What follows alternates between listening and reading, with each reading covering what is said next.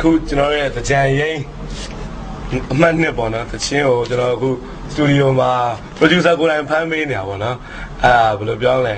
အချိန်ကသိမရလို့ကျွန်တော်အမြန်သူကလည်း push လုပ်တယ်ကျွန်တော်ပြီးရင်ဒိုးတော့မှာဆိုတော့အဲ့နဲ့ဟဲ့အမြန်လုပ်လေဟဲ့အမြန်လုပ်လေဟဲ့ဆိုတော့ producer ကြီးက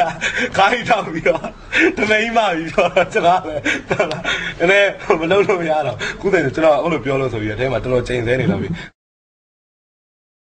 ကင်မရာကြည့်စရာဟိုကျွန်တော် focus သွင်းပါဘောတော့make it တစ်ခါရိုက်လိုက်ခဲ့ကျွန်တော်လည်းမခိုင်းအဲ့လို MDV ရိုက်နေခြင်းဆို make up တွေလှလှလေးတွေပါပြင်ပြီးတော့တမကျွန်တော်ရဲလေးတော့လှပြီးဒွန်းကြတမခုကျကျွန်တော်ရဲ့ရုပ်စိုးပန်းစိုးဘာ make up မှမပါဘဲနဲ့ဟိုလိုမီးအောင်တဲတဲ့အောက်မှာမြင်ရတဲ့အတွက်ကိုခင်ဗျားတို့ပြောရင်ပြောလိမ့်မယ်မပြောရင်မပြောဒါပေမဲ့ကြံကြရင်တော့ခင်ဗျားတို့ပြောရပါဆိုဒီတစ်ချက် share မိုက်လို့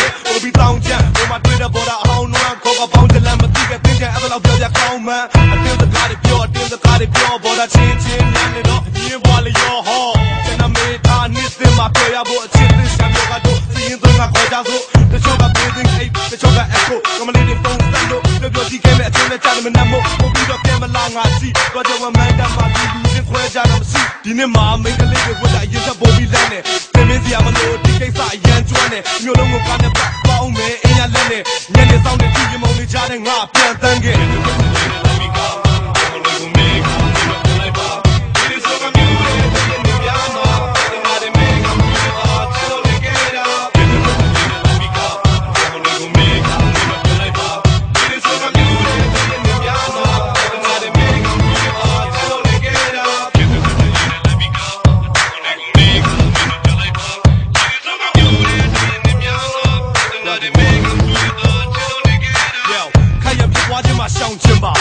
ခွန်းနေမဲ့ဆိုမီဒီရောက်တဲ့တောင်းတင်မှာစိုးတဲ့လူတွေကနေရာတိုင်းမှာဘောင်းမဝင်တာမိစပိုင်းနဲ့တွေ့တဲ့လူတော်မင်းကိုလောင်ချင်တာ